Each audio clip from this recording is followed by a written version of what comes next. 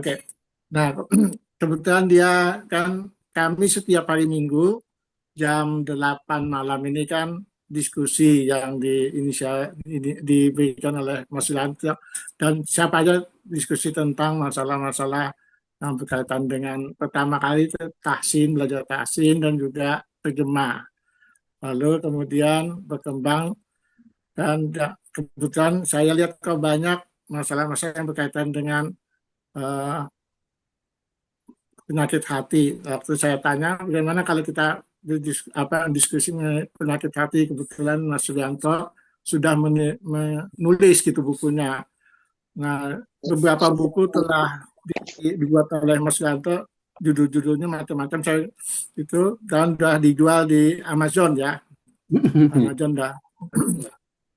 Jadi dia ini penulis, jadi sudah penulisnya kaliber internasional, makanya kita coba memanfaatkan dia untuk ya kita sharing ke kita yang mungkin ada yang perlu kita ketahui dan bermanfaat bagi grup kita ini. Nah ini kegiatan ini sebenarnya terbuka bagi waktu pertama memang kita khusus elektro, tapi kemudian tuh Mas Yuli mungkin karena ya kadang-kadang kan orang eh, pengen dia itu juga nggak terlalu banyak yang ikut sebetulnya. Maka supaya lebih banyak manfaatnya kita buka untuk jurusan-jurusan lain. Maka ini saya coba share ke grup Muslim ITB. Nah kebetulan mungkin ada Mbak Heni dari TI, Mas Taufik, nah, ini dari farmasi ya Mas Taufik atau kimia saya lupa nih.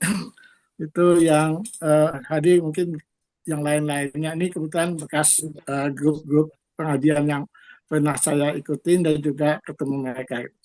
Oke, silakan mungkin ini kebetulan Bang Saul ini pemimpin kita di sini ya.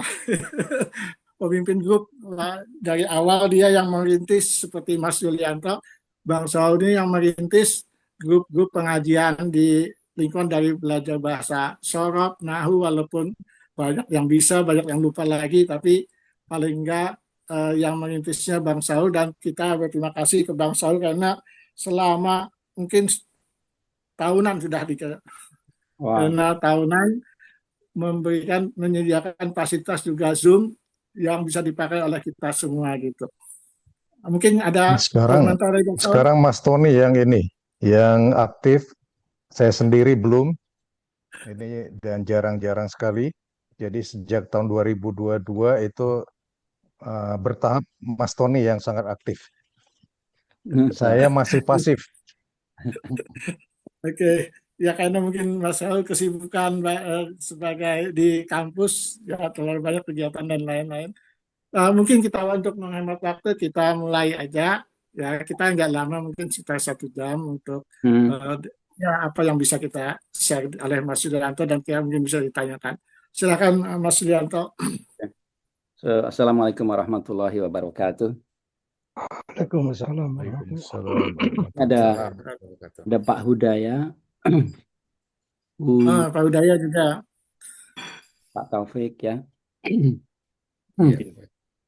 Oke, Itu ada Mbak Puspawo juga. Ini Mbak Wabuk juga ada. Ini oke, Mbak Ana. Mbak, oke ya. AR77. terima kasih sudah gabung. AR, ya. Alhamdulillahirrahmanirrahim. Wassalatu wassalamu ala rasulillah. Oke. Sebentar tak share.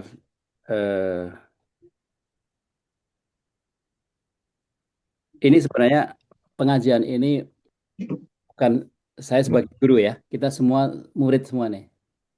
Ya. Jadi kita saling mengisi gitu. Pengajian ini adalah terus menerusan dari sebelumnya. Waktu itu kita sampai ke ayat Al-Baqarah ya, surat Al-Baqarah ayat yang mengenai orang kafir. Kemudian kita lanjutkan dengan dari nomor 8 ke bawah itu apa? Ayat itu ditujukan untuk orang munafik. Seperti kita hitung kemarin waktu itu 5 ayat khusus untuk orang Muslim orang-orang beriman, hanya 2 ayat untuk orang kafir, innalladzina kafaru, tapi 10 ayat khusus untuk orang munafik. Memang secara proporsional ya, kebanyakan manusia itu munafik kalau menurut Quran ya. Jadi 10 bagian tuh orang munafik, 2 bagian orang kafir, dan 5 bagian orang yang beriman. Seperti kita jelaskan, kafir itu dari kata kafara, menutup. Artinya orang yang sebenarnya sudah tahu kebenaran Islam tapi dia menutup. Ya. Kalau munafik itu lebih parah lagi, dia udah tahu persis tapi dia apa? Dia tidak menjalankan dan malah menghina. Ya. Kemudian di sini kita aja sebentar karena di sini ada penerusan dari pembahasan ini adalah mengenai penyakit hati seperti ini. Filuku di dalam hati ada penyakit, Allah menambah penyakitnya. Ya. Coba mungkin siapa yang membaca? Syaukat, ayat Oke. mulai satu-satu lah. Ayat Syaukat, siapa lagi ini? Coba yang ayat mulai dari ini loh. 8. Malah ayat berapa? 8 ya. Dari Hodiuna ya. Jadi udah meminan. Yang 2 ini kan kafir ya. Oke. Sekarang kita mulai yang munafik. Kaminan nas. Ya. Ya, Bismillahirrahmanirrahim. Wa minan nasi man yaqulu amanna billahi wa bil yaumil akhir wa ma hum bimu'minin. Stop. Yuhadi'una Allah. Stop. Jadi ya, ini kalau bahasa dari tajwid ya. Kalau ada mat tabiin ini 2 dibacanya ya. Jadi Wa ma enggak, itu kebanyakan. dua harakat. Ya, wa ma hum bimu'minin. Humbi. Oke. Lanjut. Ya boleh, monggo. Yukhadi'una Allah walladina amanu wa ma yahda'una illa anfusahum wa ma yash'urun. Oke, stop. Ini bukan u ya, bukan hamzah tapi au. Ya. Yukhadi'u. Au, bisa nggak Pak, yang di tengah nih, yang kholqan yang di tengah. Jadi pipa suara itu ditekan. Au.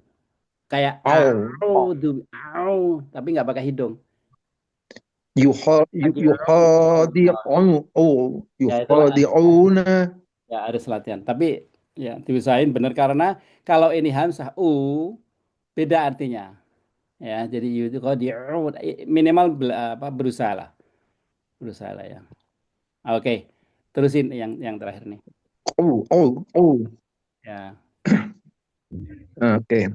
Yukhadi'una Allah walladina amanu wa ma yahda'una illa anfusahum wa ma yash'urun.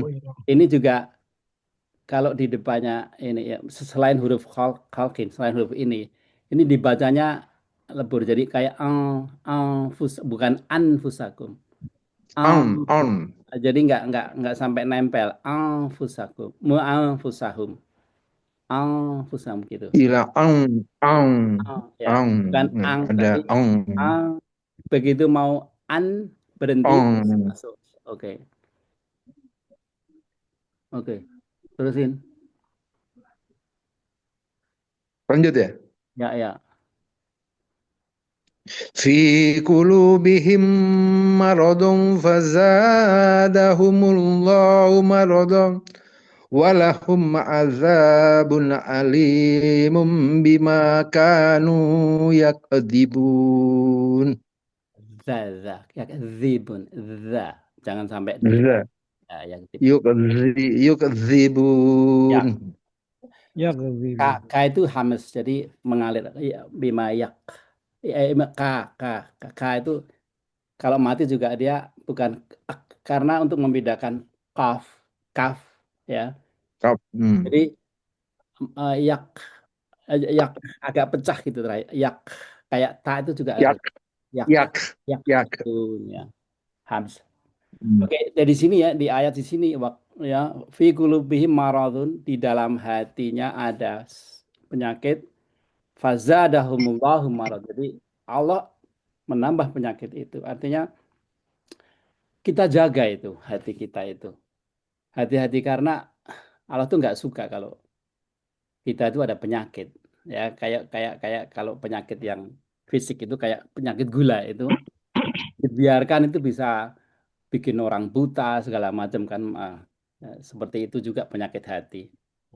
Nah, ini aslinya saya nulis buku ini berdasarkan belajar dari guru saya Syekh Hamzah Yusuf di Amerika itu.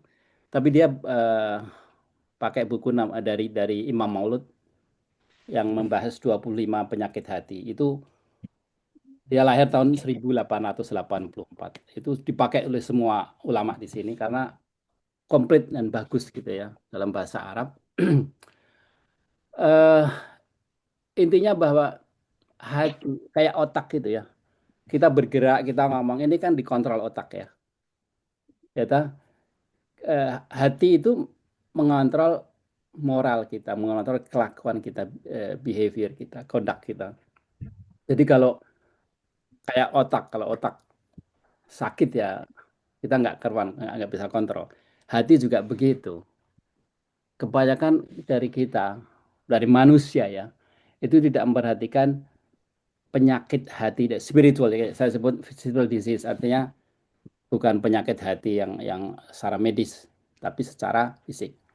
Kemudian di sini juga dari buku Imam Maula itu dijelaskan bahwa hati itu berdiri sendiri. Ternyata benar dari medical ini ya, science itu ya jantung ya, hati itu maksudnya jantung di sini bukan hati liver. Jantung itu dia itu tidak dikontrol oleh otak. Buktinya apa? Waktu janin itu tumbuh, pertama yang bergerak itu jantung. Waktu itu otak belum belum dibikin. Ya. Jadi jantung itu tidak dikontrol oleh otak. Ya, tapi ada komunikasi antara mereka. Dan ini karena permintaan teman-teman untuk bahas itu saya terjemahkan dalam bahasa Indonesia. Ya, sebagian ya. Jadi di dalam buku itu dijelaskan 25 penyakit dan juga obat penawarnya kayak yang paling yang disebut yang pertama itu yang di depan-depan itu adalah kesombongan karena sifat sombong itu akar ya dari yang di kayak iblis itu ya. Ya waktu diciptakan Adam itu kan dia menunjukkan sifat sombongnya kan. Ya dan juga banyak manusia yang hancur karena sombong. Coba sampai di sini ada pertanyaan, ada komen gitu. Saya nggak mau mendominasi diskusi ini ya. Ada ini. Mas Yanto tanya Mas Yanto, apakah penyakit hati itu hanya kesombongan atau lain-lain apa lagi itu? Ya, Atau ini ada 25 actual. Ada Ya, jadi nanti akan dibahas.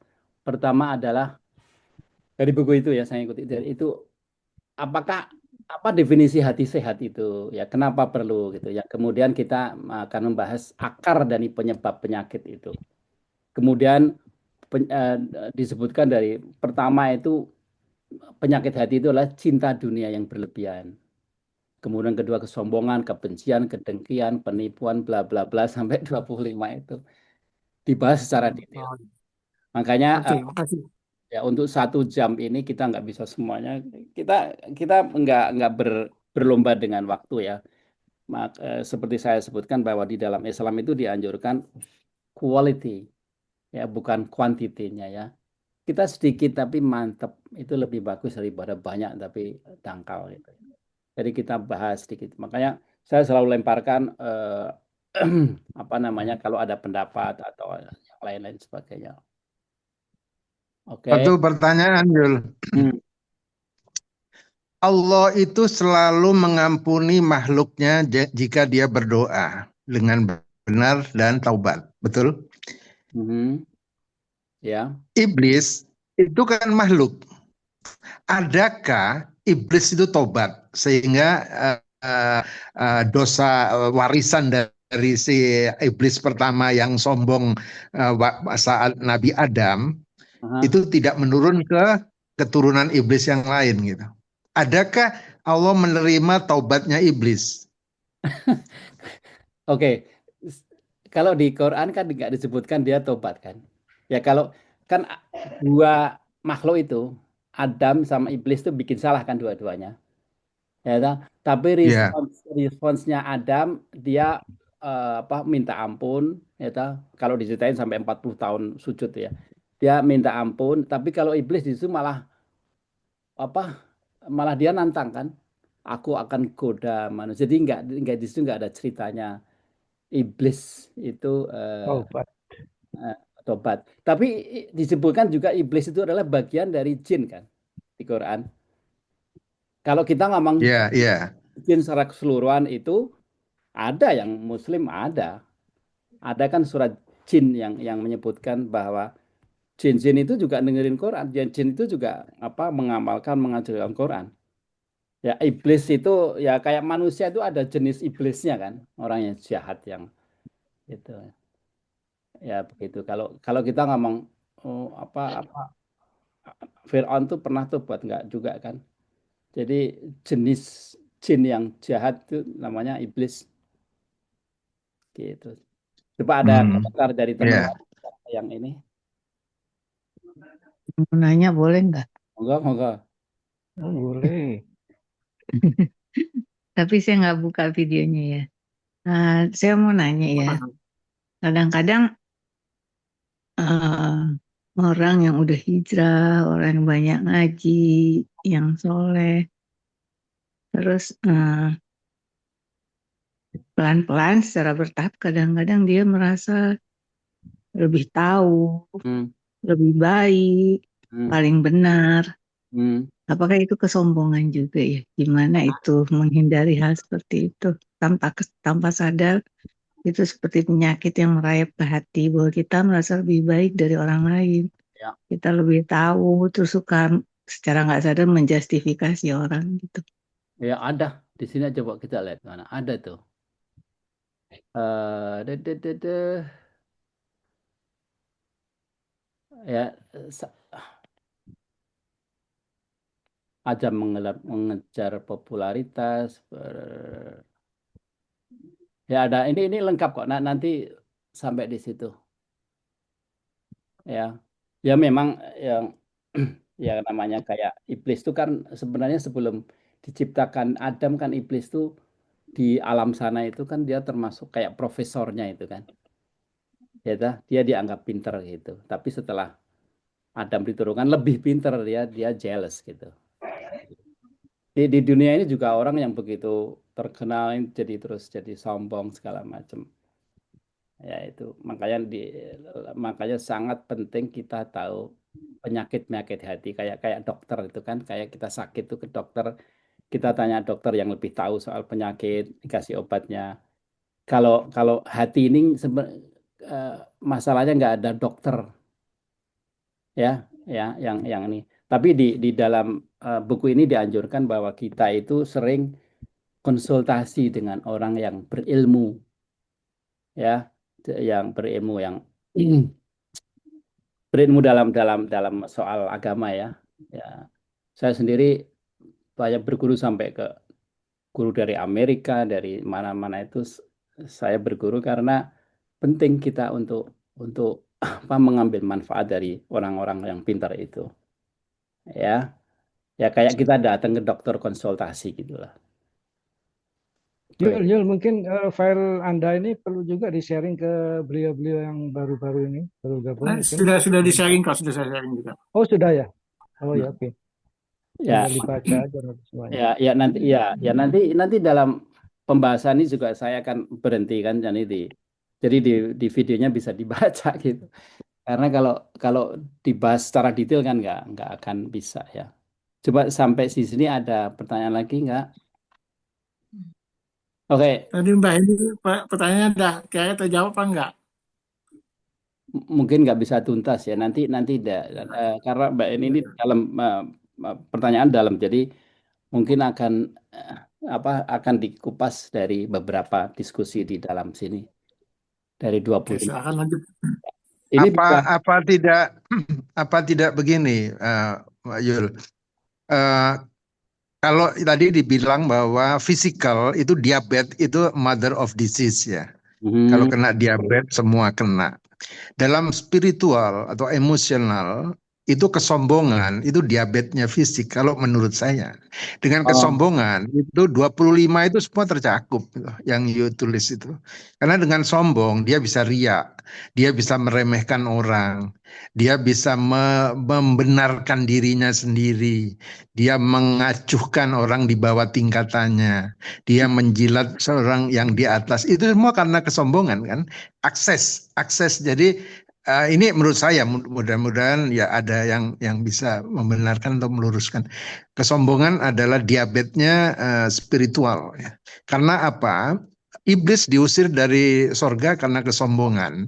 Namrud dimatikan Allah karena kesombongan. Fir'aun juga demikian karena kesombongan. Jadi kalau kita lihat sejarah mungkin kesombongan itu adalah the mother of disease in spiritual ya. hmm. Ya,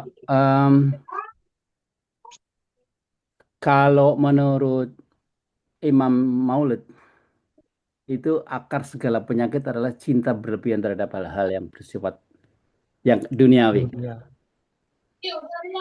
yang itu menelurkan banyak penyakit jiwa. Ya, tapi kita kita lihat nanti, memang banyak juga yang dari kesombongan yang jelas ya, karena sombong itu berat sekali, berat sekali. Sebenarnya apa definisi sombong itu nanti kita bahas juga ya. Oke, pertama kita akan melihat bahwa kenapa sih kok kita butuh punya hati yang sehat, hati yang bersih. Kenapa? Ada yang mau ini? Kenapa kak hati diurusin sampai kita perlu hati yang bersih? Kenapa kira-kira ada yang mau jawab? Hah? Boleh saya jawab? Monggo, monggo, Mbak Kus Wawu. Ya, kita itu fitrahnya itu kan dari Allah itu sebetulnya suci. Mhm. Hati kita itu sebetulnya yang diturunkan waktu masih dalam alam ruh. Kita kan sebetulnya sudah menyaksikan, benar, aku Allah. Kan Allah menanyakan gitu kan.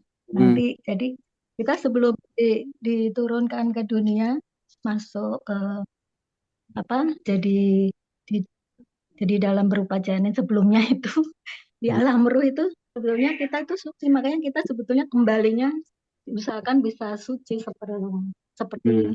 waktu kita Fitrah ya, kembali. aslinya gitu di sana misalnya. Mhm. Jadi kalau karena di dunia itu banyak godaan, nah bagaimana caranya kita bisa kembali ke suci, Kembali ke ke situ. apa fitrah kita itu kan. Mungkin itu Mas. Terima kasih. Jadi yang dilihat Allah itu hati kita kan, bukan muka kita yang cantik atau yang ganteng atau yang gagah, tapi yang Allah itu ngelihat hati kita, qalbus salim, ya.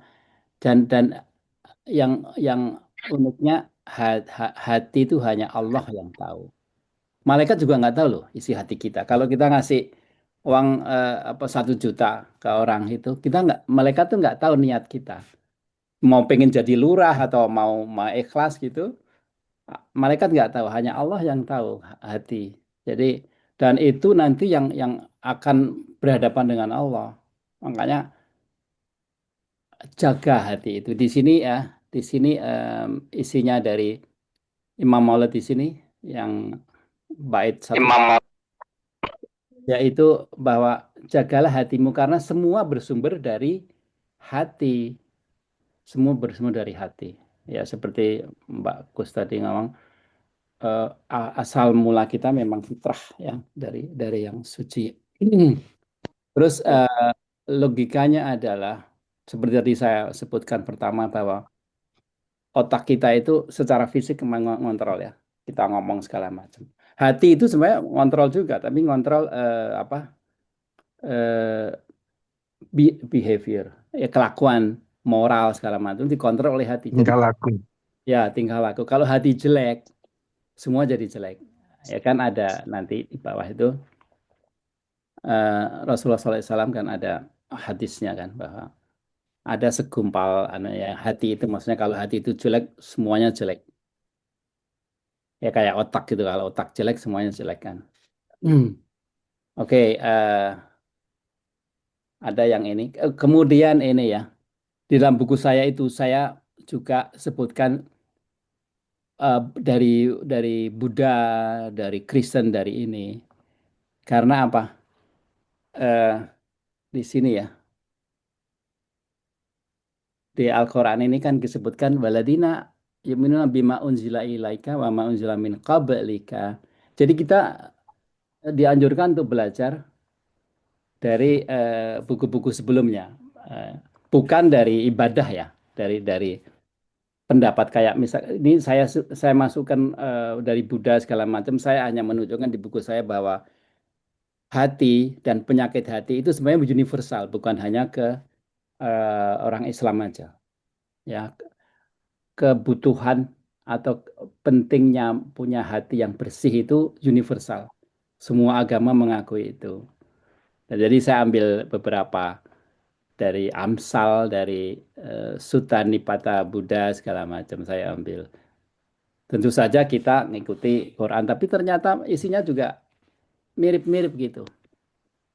Ya karena kan sebenarnya Rasulullah SAW itu kan penerus dari semua nabi-nabi sebelumnya ya, kayak Buddha segala macam itu kan sebenarnya nabi itu. Ya kayak Yesus, Nabi Isa, itu semua nabi. Ada komentar Pak Taufik? Monggo kalau mau ada yang mau komentar. Lanjut dulu Pak, lanjut aja. Dengar. Oke, ya ya ya. Terus ini secara nggak langsung udah saya kupas tadi ya. Eh, apa namanya, hati yang sehat itu ternyata semua agama itu mengakui bahwa hati yang sehat itu sangat penting sekali.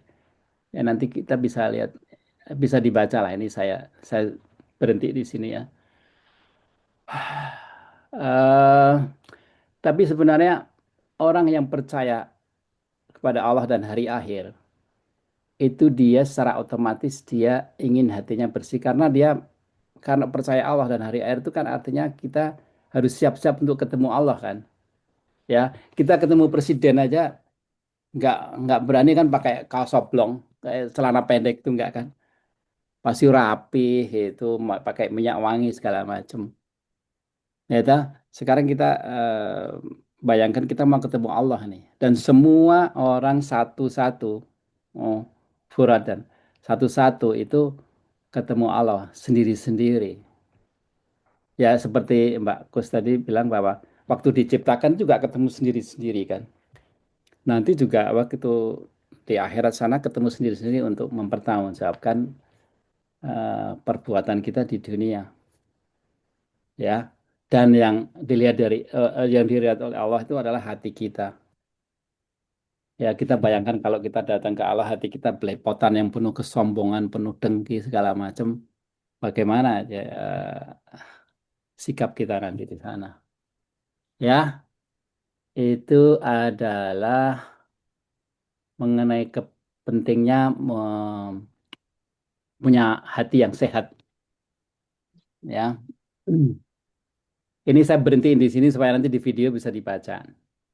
Ya, di video kan bisa di freeze ya.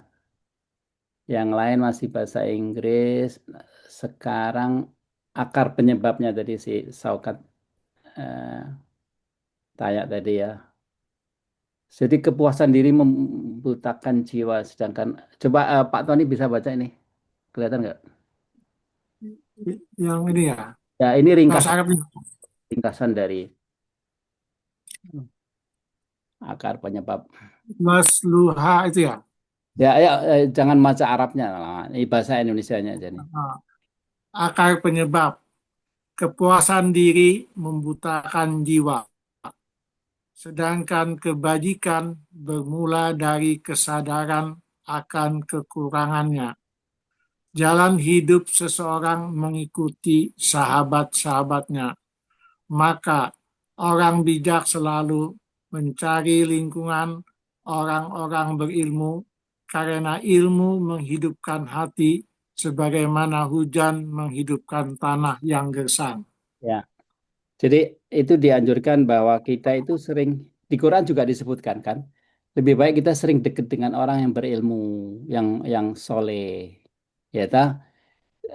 Ya karena ilmu itu secara nggak sadari itu seperti hujan yang menghidupkan tanah gersang ya, ya kayak tanaman kalau kita nggak siramin itu, ya itu hal-hal yang kita bisa lihat ya. Tanaman kalau kita nggak siramin seminggu kan dia mati gitu. Tapi hati ini karena nggak kelihatan, jadi orang nggak peduli. Dia nggak mau belajar, dia nggak mau ini, zikir segala macam. Tapi akhirnya hatinya rusak, ya. Lah, manusia itu kan makhluk yang paling tinggi ya, diberi apa peralatan otak segala macam berpikir ya. Tapi mereka nggak mau berpikir, padahal penting. Jadi intinya adalah kita itu harus waspada terhadap hati kita. Makanya dianjurkan di sini deket-deketlah dengan orang yang bijak, yang berilmu segala macam supaya kita apa aware, sadar terus terhadap masalah hati kita. Jadi bisa jauh dari sifat-sifat yang jelek.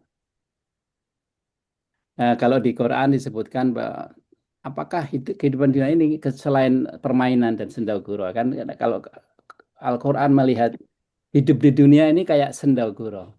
Jangan terlalu serius terhadap dunia ini. Kita lebih banyak fokus ke akhirat, tapi disebutkan di surat apa namanya?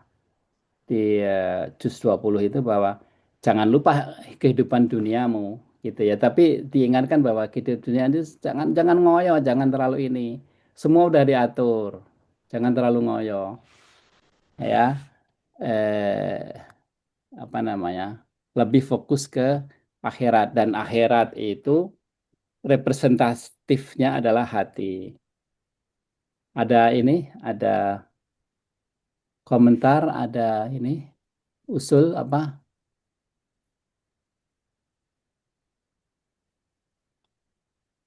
Oke, Atas tadi, coba ke atas lagi tadi yang saya baca tadi apa tadi? Kayaknya, nah, kepuasan diri membutakan jiwa itu kalimat pertama sama baik selanjutnya itu kayak apa itu ini ya kaitannya gitu.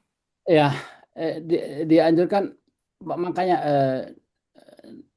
hidup di dunia ini jangan jangan apa ya,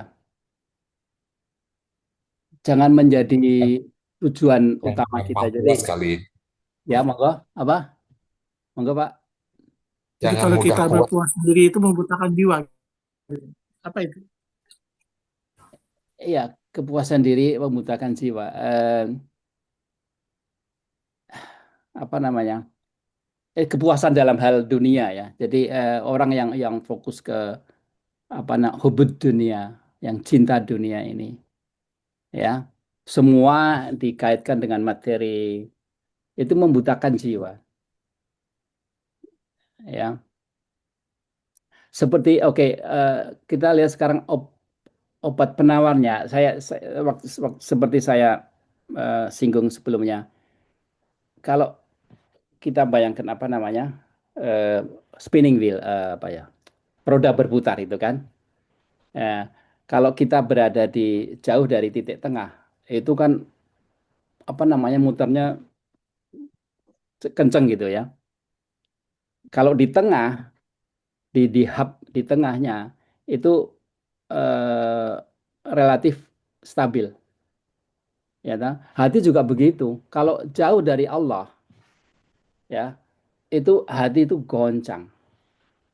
Jadi banyak sampai ada ayat yang bikin Rasulullah SAW nangis tuh di surat Al-Imran ayat 190, ya, bahwa kehidupan dunia itu fana, banyak berubah dan dan selalu berganti siang malam disebutkan begitu kan. Jadi kalau hati kita itu kepuasan kita itu kita kita tempelkan dengan kehidupan dunia, kita akan kacau balau. Makanya berusaha kita dekat dengan Allah di tengah gitu, sehingga kita tidak terpengaruh oleh bergantinya naik turunnya kehidupan dunia yang penuh dengan apa namanya masalah, ya. Oke.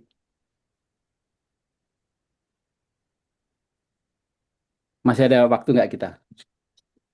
Ada sekitar Masih, setengah jam lagi. masih. Oke. Coba sampai di sini ada yang ini. Coba Saukat bisa dibaca ini obat penawarnya nih. Penawar ya. Ya. Oke. Obat penawar. Hati manusia mudah goyah, terguncang oleh keterikatan pada harta dan kesombongan. Beban ini hanya memperparah ketidakstabilannya. Hanya melalui pendidikan yang tulus dan cahaya dari dalam diri, hati dapat disucikan. Dekatkanlah dirimu dengan orang-orang yang bijaksana dan berilmu. Kenalilah penyakit dalam hatimu dan bertekadlah untuk menyembuhkannya. Ya. Ya, seperti yang ini. Hati itu, masalahnya hati itu dalamnya sangat dalam, hanya Allah yang tahu kan, dan luasnya juga. Jadi hati itu digambarkan luas dan dalam. Artinya kalau diambil dari volume itu besar sekali. Makanya kalau kita berusaha mengisi hati, kepuasan dengan harta segala macam itu nggak akan terisi. Ya toh, coba beberapa tahun yang lalu tuh ada orang kaya di Kanada ini yang dia punya apa farmasi banyak ya. Dia bunuh diri suami istri. Padahal dia kaya raya kan. Karena dia hatinya cuma diisi oleh harta benda. Yang bisa mengisi hati sehingga stabil itu hanya diisi oleh Allah. Karena Allah itu lebih besar dari hati. Selain Allah itu lebih kecil dari hati.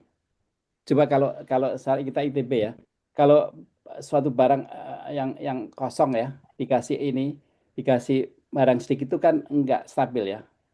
Bahasa Jawanya gelundangan gitu ya. Tapi kalau diisi penuh itu kan stabil. Nah, makanya hati itu hanya bisa stabil, tenang kalau diisi Allah. Dan untuk itu kita perlu belajar. Makanya kita dianjurkan di sini dekat dengan orang-orang yang berilmu, ya. Cari guru-guru yang baik, yang pinter gitu kan. Di Indonesia kan banyak juga ya. Dan supaya kita mengenali penyakit-penyakit hati ini dan bertekad untuk insya Allah menyembuhkannya. Kalau kita dari 25 ini kita ada 1, 2, atau 20 penyakit, kita harus berusaha membersihkan diri, ya ta? Kayak kesombongan, segala macam yang kita tahu. Coba sekarang saya tanya, sombong itu definisinya apa? Ada yang tahu?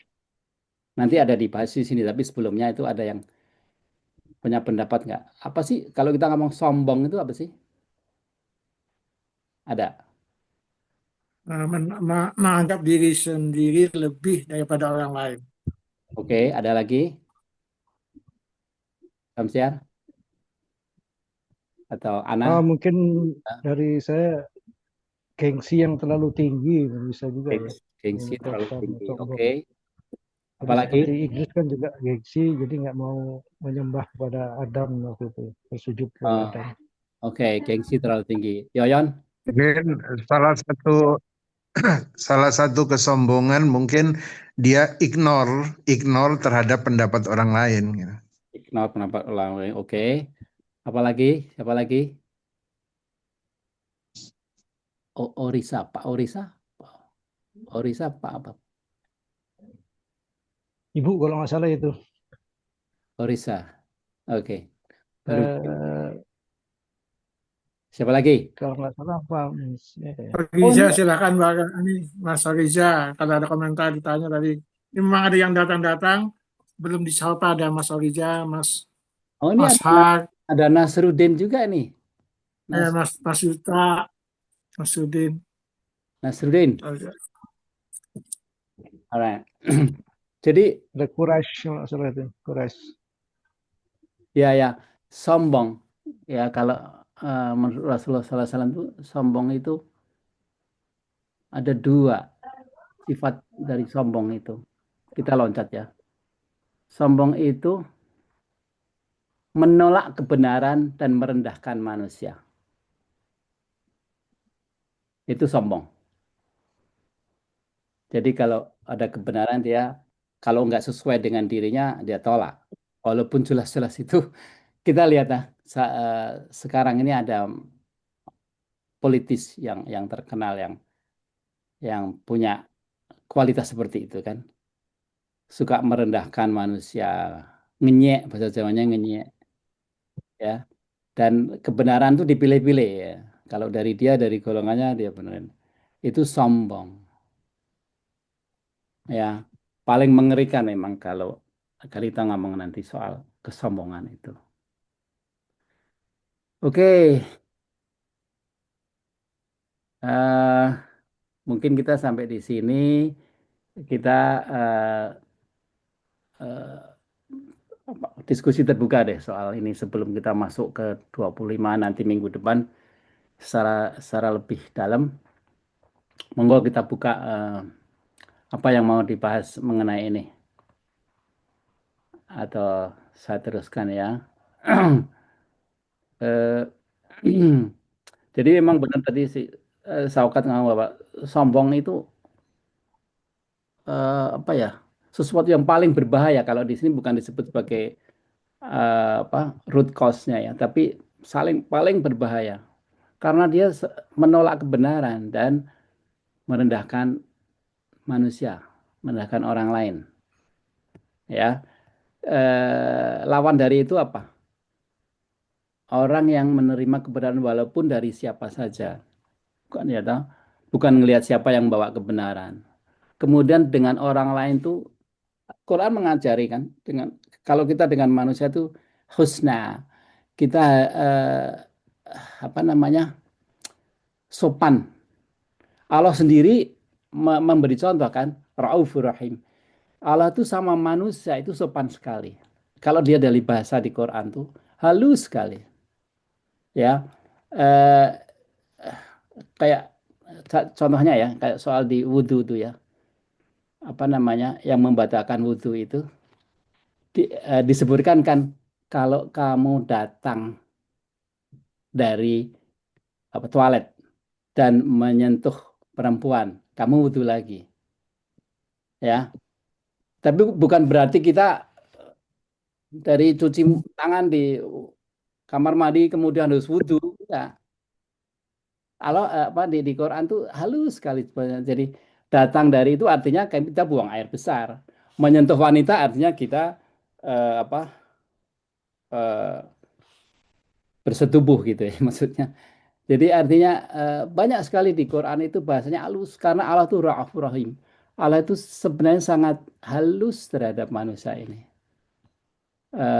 Kalau dilihat dari bahasa Qurannya saya belajar apa namanya Nahwu Sorah Balaghah ya. Di Balaghah itu mempelajari keindahan bahasa itu Allah itu seperti apa ya agak malu-malu gitu kalau sama manusia itu. Tapi kalau sama yang jelek, yang jahat, keras sekali Allah.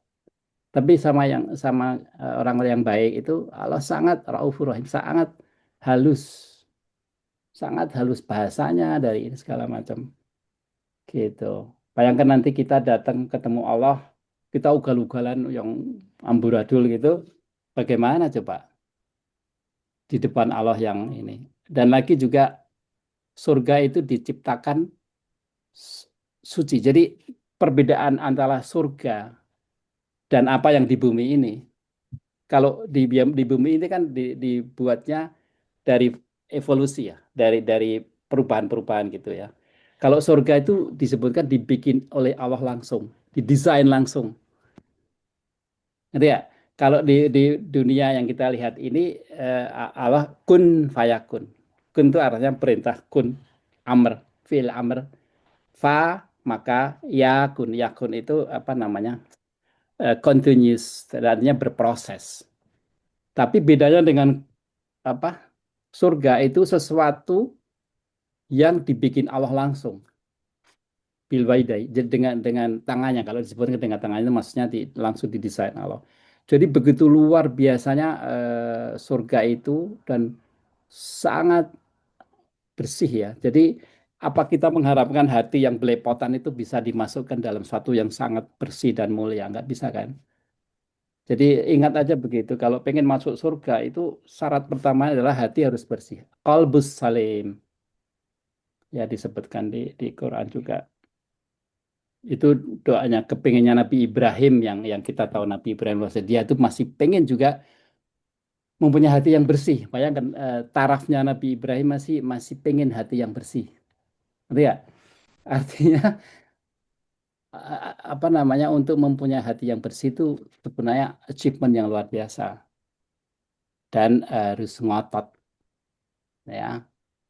Jadi ini bukan hal yang kecil untuk berbicara soal qalbus salim, sound heart, hati yang bersih dan penyakit hati ini. Jadi kita karena pentingnya itu nanti kita pelan-pelan, mungkin 25 penyakit itu bisa 2 bulan kita nggak tahu, tapi kita lebih meresapi lagi ya. Apalagi nih,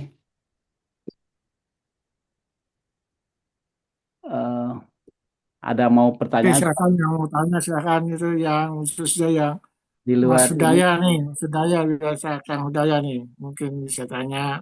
Tambah ini lagi mau tanya, atau mungkin ada ini Mas. saya saya karena ya untuk bagi yang baru ya. Di sini Al-Quran itu dimulai dengan waladina yu'minuna bil ghaibi. Ini kenapa ini penting disebutkan di Quran seluruhnya itu setelah dalikal kitabullah ini disebutkan ini. Jadi orang yang bertakwa itu yang apa percaya pada yang gaib.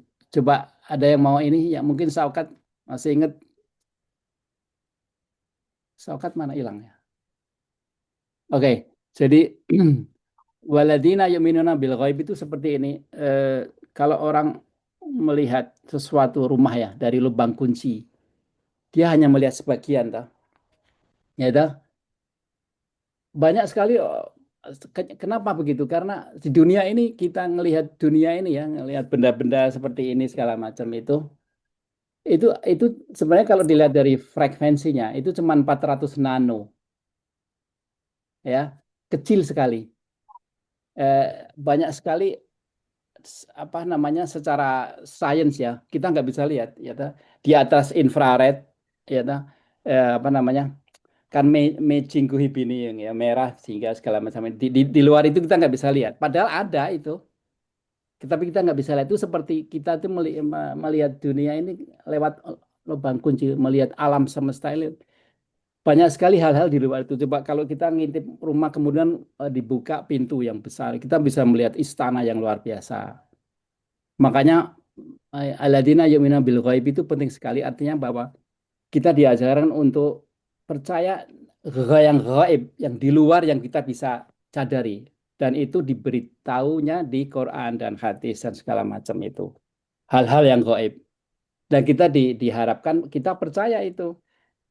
Bahwa kalau Allah menyebutkan surga, neraka, segala macam, kita harus percaya 100% karena itulah yang akan terjadi. Ya, toh? Tapi kalau kita ngobrol, saya di sini ya, di Kanada ini kan dilingkungin oleh orang ateis. Ya, semua buku saya yang taruh saya Amazon itu sebenarnya untuk dakwah kepada mereka. Ya, toh? Mereka ngelihat saya ini yang masih percaya Allah itu kayak orang yang bodoh gitu. Ya, padahal mereka sebenarnya dari definisi mereka yang bodoh karena mereka puas dengan hanya mengintip di lubang pintu. Karena mereka nggak percaya dengan gaib. Padahal kita lebih percaya dengan gaib. Ada malaikat, ada jin, segala macam. Kalau kita ngomong soal jin, mereka ketawa sekali. Terbahak mereka. soal malaikat segala macam. Padahal di Quran ada kan, dan memang ada banyak orang Indonesia yang bisa ngelihat dia malah ya. Nah, jadi gaib itu penting karena tanpa iman terhadap gaib kita susah untuk memahami agama ini. Ya, takut kita dengan Allah itu karena kita percaya gaib. Allah itu maha gaib kan. Allah itu tidak bisa didefinisikan. Kayak ada yang berpendapat bahwa Allah itu tidak bisa di mana-mana karena kalau di WC masa Allah di WC. Ngerti nggak? Jadi Allah nggak, padahal bukan begitu. Artinya Allah itu tidak kita tidak bisa bayangkan bahwa Allah itu seperti apa. Allah itu berinteraksi sepenuhnya tapi tidak berinteraksi secara fisik. Nanti nggak, ini agak abstrak yang saya omongin itu. Tapi intinya bahwa Allah itu di mana-mana. Disebutkan di surat At-Talaq. Kalau kita berdua, yang ketiga itu Allah. Kita berempat, yang kelima Allah. Kita lebih sedikit atau lebih banyak, salah satunya itu Allah. Artinya Allah itu selalu di mana-mana dan kayak kita ini ngaji berapa orang ini. Ini Allah juga ikut ngaji. Allah ikut memastikan itu di Quran disebutkan. Ya itu kan sesuatu yang gaib, yang nggak semua orang bisa percaya. Ya tapi kita diminta untuk kalau kita mau takwa itu kita percaya yang gaib kayak gitu. Tahu nggak kalau kita kumpul ini nanti minggu depan saya sebutkan itu ada hadis bahwa kalau ada orang yang kumpul ini malaikat turun memberi keamanan dan berdoa kepada Allah untuk kita ini yang kumpul ini diberi berkah segala macam. Ada itu. Tapi kita nggak lihat kan. Di sekeliling kita itu banyak malaikat yang pada ngerubung ini. Kita nggak tahu. Itu salah satu sifat yang percaya gaib itu yang pertama disebutkan karena itu akarnya dari iman dan segalanya. Monggo ada komentar?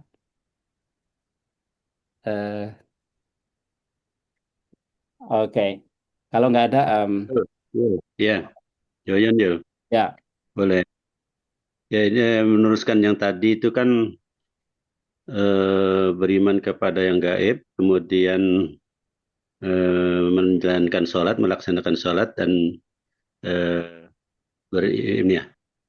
infak ya, tiga ya gitu ya, mengeluarkan harta. Berarti itu tiga diantara yang penting ya.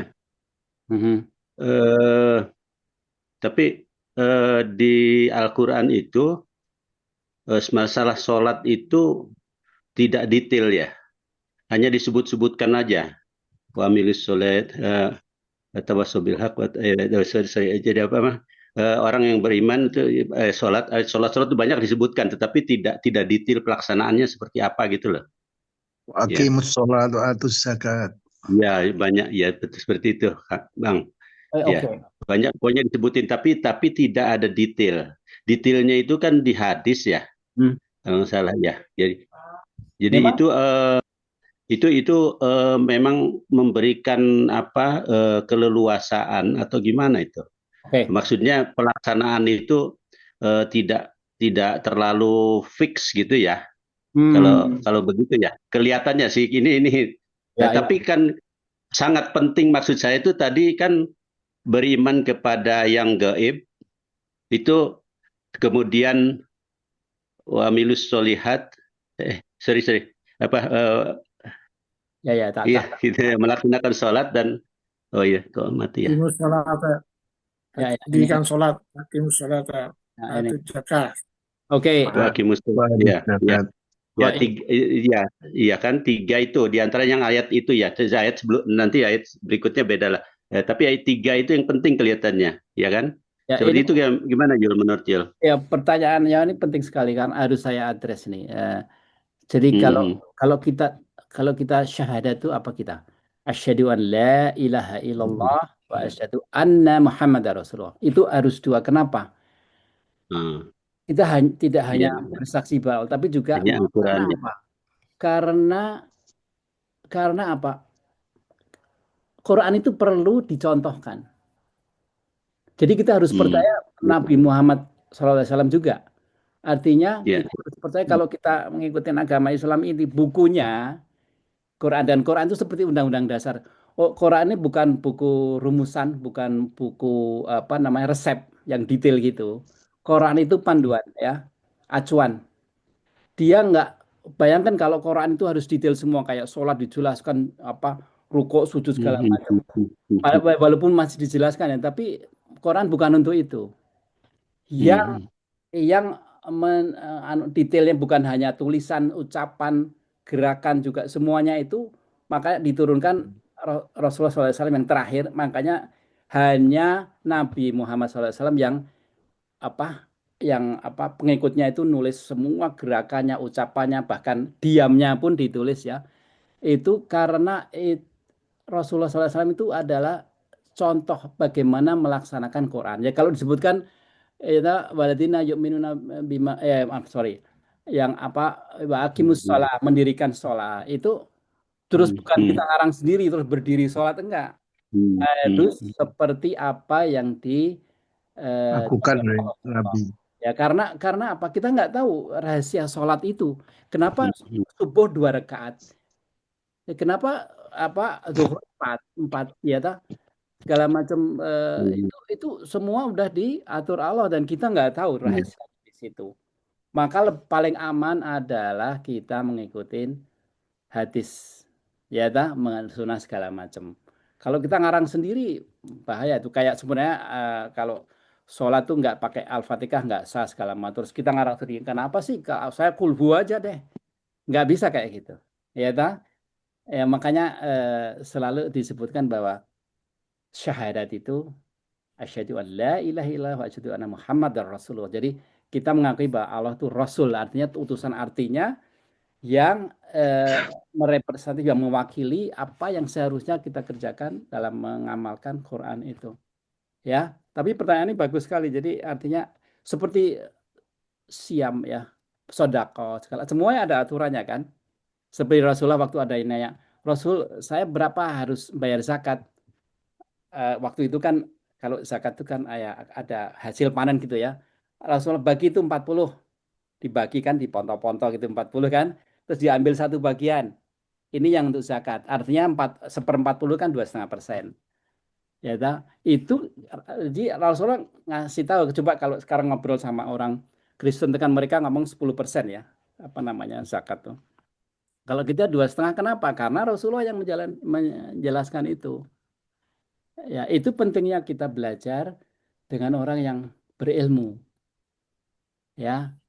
Karena agama Islam itu disebutkan agama Islam itu kokoh dan rigid ya, kaku. Tetapi makanya kita harus masukin dengan halus dan berpengetahuan. Contohnya kita masuk ke ruangan, kita tutup mata, gelap. Kita nabrak-nabrakan. Jadi dalam agama juga begitu. Jangan kita nabrak-nabrak. Kita tanya ke orang yang pintar supaya kita lihat, bisa tahu Allahnya. Oh, di sini bahaya, di sini itu segala macam. Ya. Jadi tapi di Quran disebutkan juga bahwa sholat itu 5 waktu. Subuh, zuhur, asar, isya segala macam itu disebutkan kan 5 waktu. Ya, betul. Ya, betul. Jadi Baik. juga disebutkan bahwa sholat itu ditentukan waktunya. Bukan. Ada yang siapa itu yang bilang bahwa kenapa harus 5 waktu? Saya bisa 10 kali, 20 kali, waktunya sembarang. Nggak bisa. Nggak bisa. Kayak saya sebutkan karena kita orang engineer ya. Saya kan di Arus Lemah ya. Kalau kita bisa ngomong ini ya, itu karena apa? Ada pulsa-pulsa sinkronisasi yang sehingga kalau saya ngomong itu bisa sinkron, bisa tahu. Kalau pulsa sinkronisasi kita ambil, kita nggak bisa komunikasi. Begitu juga Allah menciptakan. Kalau ini bayangan saya sebagai tukang insinyur ya, bahwa sholat subuh pagi 2 rakaat itu udah diatur supaya kita sinkron ke Allah. Ya gitu, supaya komunikasinya lebih baik. Insya Allah ada pertanyaan bagus ya. Yang lain ya. Pertanyaan bagus ya. Monggo ada Ya. lagi. Monggo, Mungkin sedikit Ya, silakan sedikit ini kabarnya. sedikit Ya, komentar. Taufik, silakan Mas Taufik. monggo Pak Taufik, monggo. Iya, menggelitik juga ya. Kalau dari baca-baca kan, Mhm. selain syahadat tadi kan ada perintah dalam Al-Quran bahwa atiullah wa atiur Rasul, ya kan? Taatilah Allah dan taatilah Rasul. Dan Al-Quran itu kan memang pedoman pedoman atau petunjuk umum tadi kan. Makanya Nabi Muhammad itu adalah sebagai husnatun hasanahnya, memberikan contoh terbaik teladan itu lewat beliau, ya Mhm. kan. Jadi makanya perintah sholat itu dan puasa itu kan tidak rinci dalam Al-Quran ya. Maka Nabi mencontohkan dalam segala keadaannya, ya kan. Sholatnya orang sakit, sholatnya dalam keadaan safar gitu kan. Dan berbagai bentuk sholat sendiri yang wajib dan sunnah gitu kan tadi. Sehingga memang prinsip umumnya di Al-Quran dikatakan bahwa sholat itu wajib didirikan gitu kan, kalau sebagai tandanya kita orang beriman bertakwa tadi. Perwujudannya seperti itu. Dan kalau kalau dirinci di dalam Al-Quran tentu nanti akan kesulitan dalam pelaksanaannya dengan bergantinya zaman, keadaan, ya kan. Nah, Nah, tapi Nabi sudah mengantisipasi sebagai Nabi yang terakhir akan berlaku sepanjang zaman dalam banyak keadaan, dalam berbagai keadaan, termasuk dalam perang seperti apa gitu kan, banyak macam gitu. Makanya atiullah wa atiur Rasul satu paket itu, Betul. satu paket itu. Makanya Itu Nabi ya dari sunnahnya, ucapannya, perilakunya, dan tadi dia, ya. ya. Mungkin itu yang sedikit saya tahu juga. Betul, memang ya. Makanya perlunya kita belajar ya fikih segala macam itu untuk itu. Jadi kalau kita nggak belajar, coba kita ngarang sendiri ya sholat, nggak ada al-fatihah segala macam, sujud sujud sama rukuknya sendiri kan aneh kan ya. Yang bikin orang kagum itu seluruh ya, kita kalau coba kemarin saya baru umroh ya, seluruh manusia yang beda-beda itu begitu sholat sama semua, gerakannya sama, ini nggak ada yang ngasih tahu kamu harus begini gitu kan. Itu kan luar biasa sebenarnya kan. Sebenarnya itu luar biasa, di Islam itu sebenarnya luar biasa, tidak ada agama yang seperti itu ya ta. Subuh 2 rakaat bacanya ini, habis gitu salam begitu segala macam, duduknya semuanya rapi, itu luar biasa loh Islam itu ya. Ya tapi karena itu mengikuti ya, seperti Pak Taufik bilang, itu contohnya Rasulullah SAW. Ya di Quran disebutkan juga hal-hal yang penting kayak sholat tahajud disebutkan, sholat waktu perang disebutkan, hal-hal seperti itu. Tapi prakteknya yang 2 rakaat sujud, ruku segala macam, caranya duduk nggak disebutkan. Ini Quran nggak seperti itu. Kan bukan resep, ya kayak undang-undang dasar gitu. Tapi disebutkan kok di dalam Quran itu tidak ada satupun yang tertinggal. Semua dijelaskan di Quran. Masalah apa aja. Bahkan Omar dulu bilang kalau dia kehilangan onta, dia kembali ke Quran, ke Quran untuk nyari ini. Ya, dia bercanda gitu. Tapi memang tidak ada satupun yang ditinggalkan di Quran. Lengkap sekali. Apapun ada di situ. Ini luar biasa loh. Kalau ada buku yang klaim seperti itu kan luar biasa itu. Dan lagi Quran itu juga klaim Allah bahwa tidak ada kesalahan satu sedikit pun. Ya, saya nulis buku udah beberapa itu, setiap saya baca pasti ketemu salahnya. Ya, sedang Quran itu ditulis dalam 22 tahun tapi satu huruf pun enggak, dan bukan hanya itu, keindahan hubungan antara ayat segala macam itu luar biasa ini ya. Nanti kita bahas sesuatu saat ya, sangat detail dan sangat akurat. Ada lagi? Ya, mungkin itu saya mengambil tadi. Ya. Halo. Ya, monggo. Saya tadi mengambil mengambil pelajaran tadi dari Yul sama dari Pak ini tadi Pak Taufik. siapa? Taufik. Pak Taufik Pak ya, Taufik. ya mengambil. Jadi mungkin dari situ mungkin kita kalau misalnya ada perbedaan-perbedaan dalam pelaksanaan itu tidak menjadikan sesuatu yang apa ya, kita berdiskusi yang terlalu panjang, kadang-kadang malah persahabatan yang itu, sehingga mungkin disitulah ininya perbedaan. Jadi berbeda dengan apa yang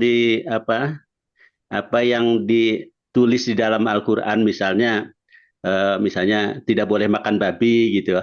Apa itu kan jelas kan ya, sehingga tidak bisa lagi kita melakukan mengelak di situ gitu. Saya pelajaran dari situlah.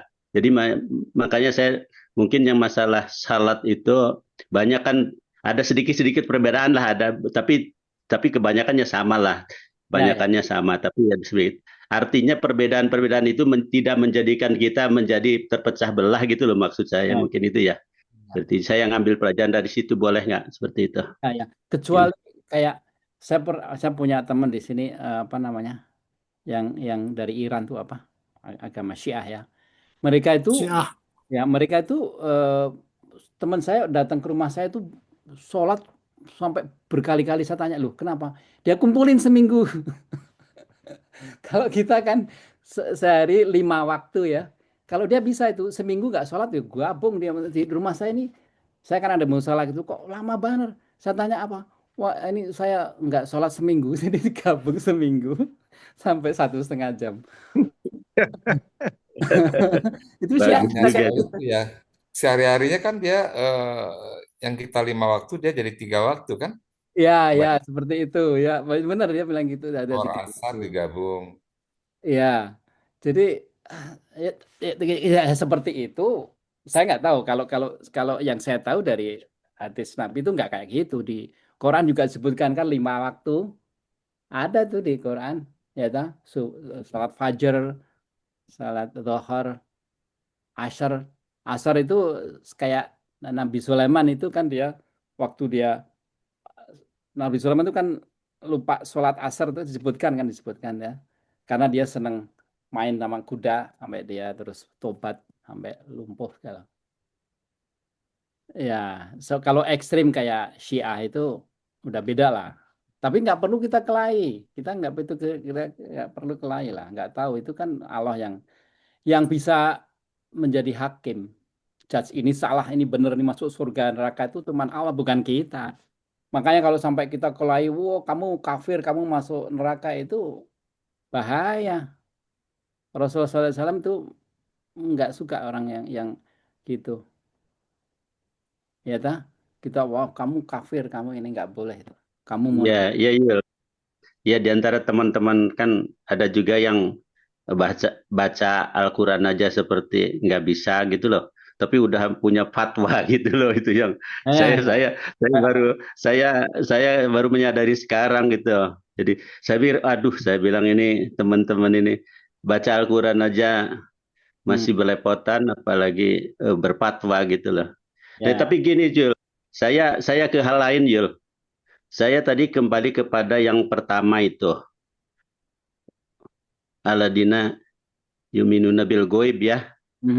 Aladina bil goib itu menurut Yul juga mungkin udah masuk gitu ya. Salah satu yang tadi kita hanya bisa mata kita itu seperti kita melihat dari lubang kunci ya.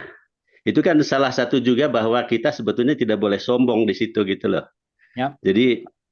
Jadi karena kalau misalnya disadarkan bahwa manusia itu hanya bisa melihat segini loh gitu loh. Kok kenapa kamu sombong gitu loh, seperti itu. Mungkin Yul juga udah masukin di buku itu ya Yul ya. Iya betul. Jadi saya sendiri ya, kalau di sini banyak orang ateis yang scientist yang pintar-pintar itu dia kayak gitu, ngomongnya itu kayak ngerti semuanya gitu. Jadi walaupun mereka nggak percaya, padahal kalau saya tanya, yang kamu lihat itu sebenarnya cuma 400 nano, cuma segini, ya toh? Ekstra X-ray kalau semua yang di luar gamma rays di luar itu udah nggak bisa lihat ya. Frekuensi ya. Ya, frekuensi kan cuman mejingkuhi bini merah jingga sekelam itu kan, yang warna pelangi itu yang kita bisa lihat dunia ini.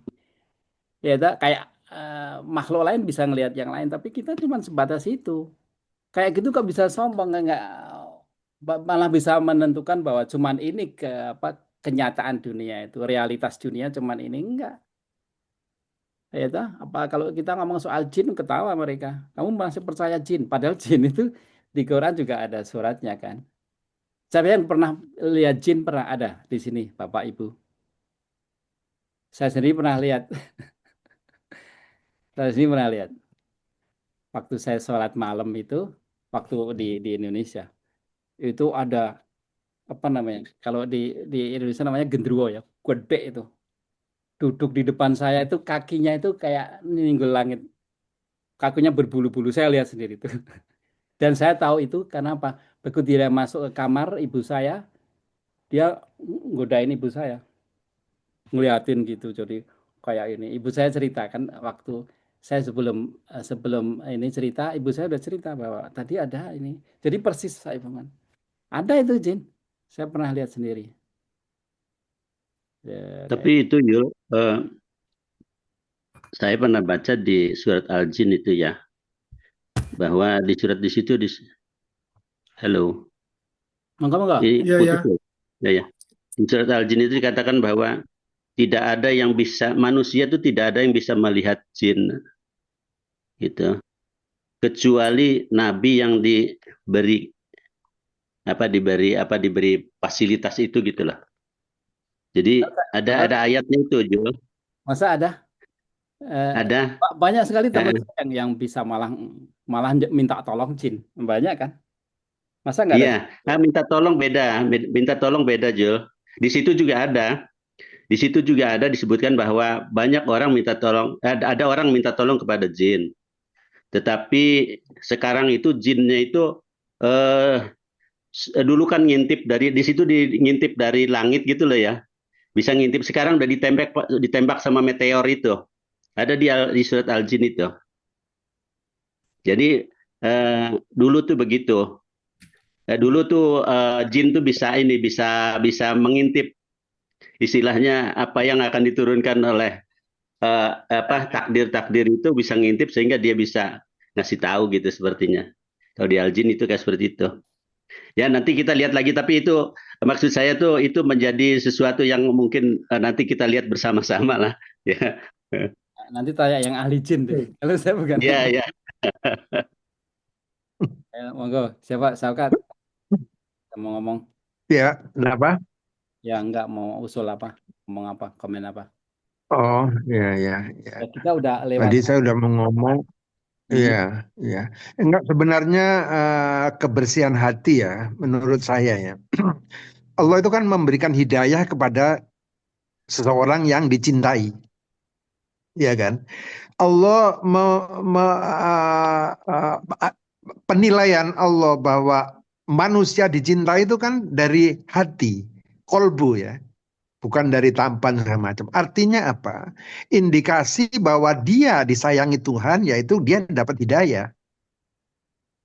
Salah satu. Nah, pada saat dia melakukan hidayah itu, dia melakukan perintah Allah, bukan keterpaksaan untuk menghapus dosa aja, tapi dia dirasakan sebagai kenikmatan untuk beribadah. Itu kan salah satu hidayah, karena apa? Hati kita, kolbu kita udah bersih. Jadi kalau kita mengandai-andai, hati kita ini bersih apa masih? Kalau menurut saya, Allah itu juga memberi tanda-tanda kepada makhluknya gitu. Dengan hidayah.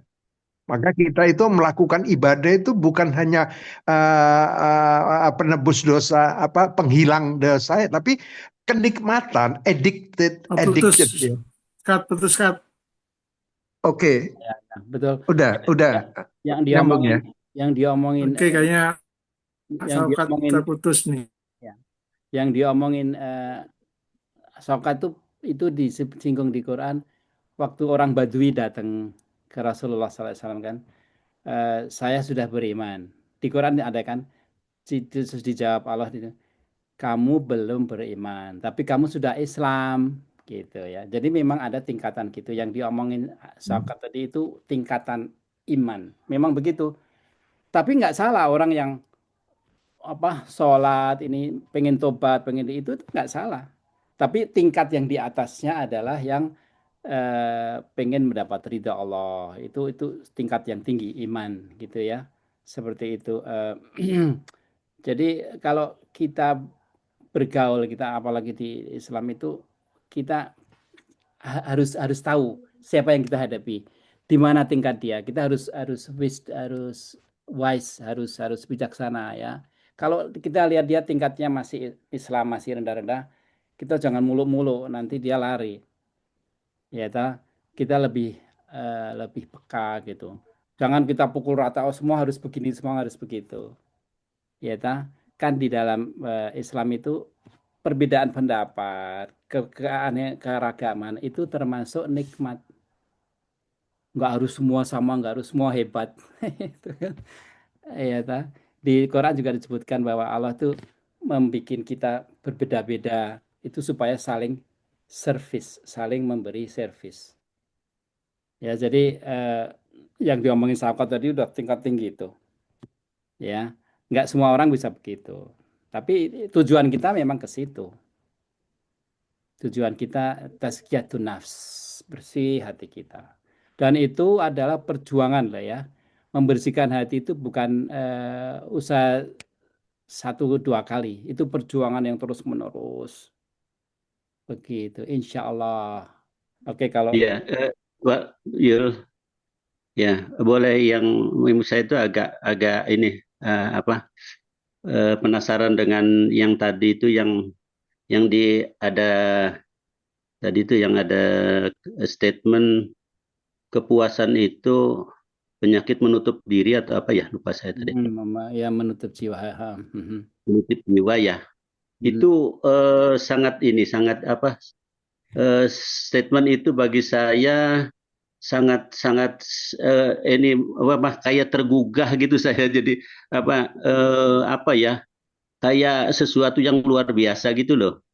Itu dapat dari mana dan bagaimana itu, seperti karena kayaknya itu sangat bagus gitu ya, kepuasan itu menutup jiwa. Iya, itu dari mana Pak? Dari Al-Quran atau dari ini atau dari? Jadi Imam Maulid ya. Imam Maulid itu dia bikin buku ya, namanya Matharat Al-Qalb, Tazkiyatun Nafs, pembersihan hati. Yaitu diikuti oleh banyak sekali guru-guru ya, karena luar biasa isinya. Dan dia tuh nulisnya secara syair gitu. Secara syair itu dari bahasa Arab aslinya gitu. Memang luar biasa ya. Memang dia luar biasa. Makanya ini. Dan saya belajar dari guru saya yang di Amerika, Syekh Hamzah Yusuf, mungkin tahu ya, ada yang tahu. Itu dia bikin buku juga. Ini saya nulis buku ini untuk saya sendiri sama keluarga, sama teman-teman aja. Subhanallah, ya. Walaupun saya masukin nanti ke Amazon itu bukan untuk bisnis ya, untuk dakwah gitu. Karena lingkungan saya itu banyak orang yang nggak tahu Islam, jadi kewajiban kita ngasih tahu Islam lewat buku-buku saya gitu. Monggo, ini udah lewat waktu. Oke, sebelum ditutup mungkin ada ini Pak Mas Yul, ini ada teman-teman kita yang mungkin belum komentar seperti Mas Gunarso. Mas Gunarso, mungkin ada komen Mas Gunarso. Assalamualaikum Mas Gunarso. Mas Gun ya. Maaf, belum ada. Silakan. Nanti ikut. Ya, makasih Mas Gun. Mudah-mudahan bisa join selanjutnya. Kalau ini Bang Saul. Pak Hudaya ini mau. Ya. Ogisa. Pak Hudaya. Ogisa gimana nih? Ya, assalamualaikum. Alhamdulillah saya bisa gabung hari ini ya. Saya menyimak aja dulu buat teman-teman semua. Insya Allah nanti bertambah juga iman dan ilmu kita. Mantap. Supaya kita bisa nanti lebih ramai, lebih banyak lagi yang bisa kita share ilmu-ilmunya dari Mas Yul. Lalu misalnya Mas Kisar. Assalamualaikum Mas Kisar. Ini Pak Guru nih Pak. Halo. Assalamualaikum. Kurais itu namanya Pak Kurais. Pak Kurais. Pak Kurais. Mas Kurais. Silakan Mas Krais. Ada nih Halo, halo. Mbak Heni, kalau ada komentar lagi Mbak Heni. Nasruddin nih, Nasruddin, Ini hey. Nasruddin ya, Juha. yuk. Baru muncul nih, hey, gimana Nasruddin, Yuha. Ya, saya nyimak dulu. Ya, monggo. Mas Yul. Mantap. Ya, alhamdulillah. Masya Allah. Mudah-mudahan bisa nyimak terus ini. Bagus Monggo, banget. ya. Iya. Kita ini forumnya diskusi ya, jadi saya nggak mau dianggap guru ini, masih jauh dari itu. Jadi kita Ya, Mbak Wawuk, ada lagi komentar Mbak Wawuk, silakan. Wow. Ya, saya sebetulnya sudah ada pengajian rutin di masjid kami, di komplek kami itu tiap minggu kedua Senin. Itu memang kajian tazkiyatun nafs khusus dari Ustazah Wiwin Habibie. Wow. Mantap. Tapi memang itu kan hanya ibu-ibu ya. Jadi ya kadang-kadang ustazahnya kan kadang ini lihat audiensnya gitu yang apa sih biasanya ibu itu yang kan apa iri, dengki kayak gitu-gitu aja yang diomongin. Terus apa yang tentang riak tadi. Oh sekarang banyak yang selfie itu riak enggak ya? Oh ke depan Ka'bah foto. Ya paling yang gitu-gitu. Jadi kita kalau bahas yang tazkiyatun banyak, kalau memang di tadi Mas Yoyon, siapa yang nulis ini? Mas Yulian. Mas Yulianto. Mas Yulian ada sampai 25 itu saya belum baca semua 25, tapi mungkin intinya kita kan sampai hatinya jadi kotor itu mungkin karena hawa nafsu, hubud dunia. Ya itu mungkin nyalain itu gangguan setan apa? Gangguan dari bisudurinas itu tadi. Saya bacain di sini ya, nomor 1, cinta dunia yang berlebihan, kesombongan, kebencian, kedengkian, penipuan, kemarahan, kelalaian, pikiran negatif, kekikiran, nafsu yang tak terkendali, kezaliman, malu yang tercela. Dari malu itu kan ada 2 kan. Kalau malu berbuat yang jelek itu bukan itu. Terus bergantung pada hal remeh, mengejar popularitas, antipati terhadap kematian. Jadi terus berkhayal tanpa tujuan, takut miskin, itu termasuk penyakit hati itu. Pamer, ketidakterangan terhadap ketentuan, maksudnya takdir. Tuh, harapan palsu, harapan kosong, kesia-siaan, dendam, ketidakikhlasan, lupa akan akhirat, ya toh? Terus mencemooh, soal mencemooh. Yang mencemooh ini parah nih. Di dalam sejarah Islam, orang yang mencemooh itu tidak masuk Islam, tidak bisa kayak sewaktu Rasulullah SAW di Makkah itu kita lihat secara orang yang suka mencemooh itu tidak bakalan jadi Islam. Kalau Abu Sufyan itu walaupun dia anti, tapi dia nggak pernah mencemooh, akhirnya dia jadi Islam. Walaupun dia sangat bermusuhan ya, tapi dia nggak pernah mencemooh. Ya, tapi kayak abu-abu jelek itu dia suka mencemooh itu. Abu Lahab, Abu Jahal ya. Ya abu jelek kalau Pak Kosim menurut saya itu bilang abu-abu jelek. Gitu. Ya, jadi terus boleh nanya kenapa? Terus boleh nanya, itu di kata-katanya itu kan ada hati yang sehat itu dalam kurung 9.